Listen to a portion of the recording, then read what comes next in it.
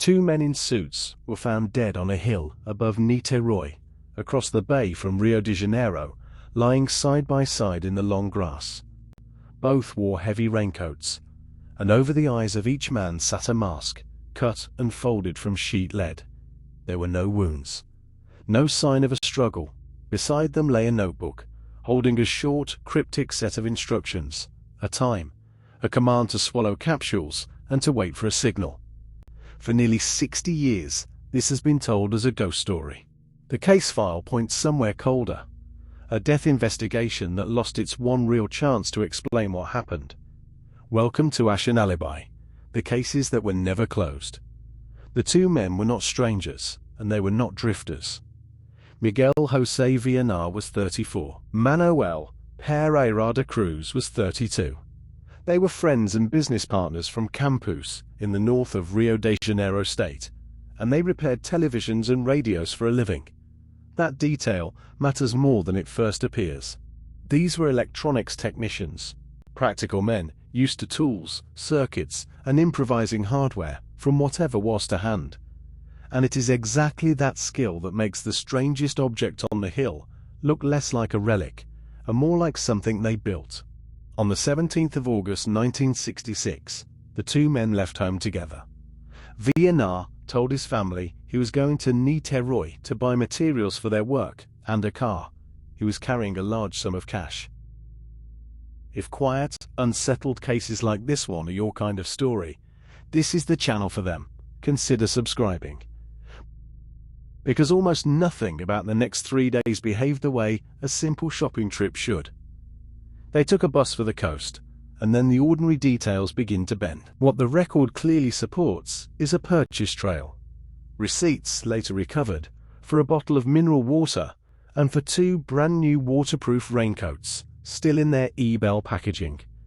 Witnesses placed Villar in Niterói that afternoon, changing a large note. Waterproof coats bought to climb a dry grass hill. It reads less like shopping and more like two men working through a list, preparing for something specific at a place they already had in mind.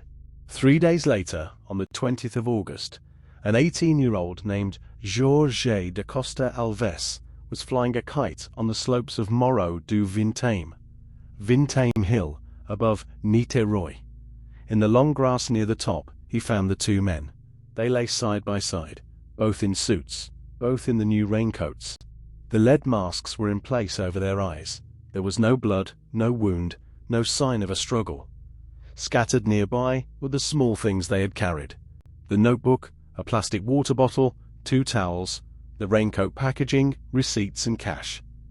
The masks became the name of the case and the heart of its legend. But look at them as objects, not omens. Each one was cut from sheet lead and shaped to cover only the eyes, not the mouth, not the lungs, just the eyes. Lead is a shield. And because these masks covered only the eyes, one plausible reading is simple: functional eye protection, made by men who worked with their hands. Why they made them, to guard against a bright light or for some belief of their own, was never proven. But built to a pattern like this, the masks look less like a ritual and more like preparation. And then there was the note, a single page in the notebook, in Portuguese, that has been quoted 1,000 times. In translation it reads, 1630, be at the specified location. 1830, ingest capsules. After the effect, protect metals, await mask signal. It is cryptic, but read cold. It reads far more like a timetable than an incantation. A meeting time, a dose at a set hour, an instruction to shield metal and to wait for a signal. It describes two men keeping an appointment, following steps they had agreed in advance. The question it raises is not, what magic is this? It is, who set the steps, and what was in the capsules? Here is where the story usually turns strange, and where we are going to turn the other way. The two men were known to have an interest in spiritism, the belief, common in Brazil, that the living can reach the dead. And in the years after, the retellings ran with it. They filled with séances, secret societies, lights over the hill, and whispers of UFOs. It made for a haunting tale. But set that folklore aside, because none of it touches the one fact the whole case rests on: that no one was ever able to say what actually killed these two men. And this is where the case actually breaks. Not on anything supernatural, but on a paper trail that goes cold. By the time the bodies were found, they had lain in the open for days, and decomposition was already advanced. The autopsy that followed was slow and disputed, and proper toxicology was never done. The capsules named in the note, the single most important piece of evidence, were never recovered and never tested. So the one question a death investigation exists to answer, what killed them, was never established. The strongest reading of the whole case is procedural. The investigation lost the evidence most likely to explain it. That loss, not any ghost, is why the file is still open. Strip away the folklore, and a few plausible explanations remain, and each one breaks on the same missing evidence. Years later, a man claimed the pair had been poisoned for the cash Vienna carried. But no poison was ever confirmed, because no toxicology was done. Another reading is simpler still: that the men willingly swallowed those capsules themselves as part of a planned experiment they believed in, and that the dose killed them. It fits the note, the masks, and the quiet of the scene. And a third, that the scene was arranged to look mysterious. But every one of these asks the same question the autopsy should have settled: what was in the capsules? And every one of them runs into the same silence. So, set the séances aside and let the objects speak. 2 technicians, 2 masks built to shield the eyes, 2 raincoats bought for a dry hill, a note laying out a time, a dose, and a signal. A large sum of cash. It is not the shape of a haunting.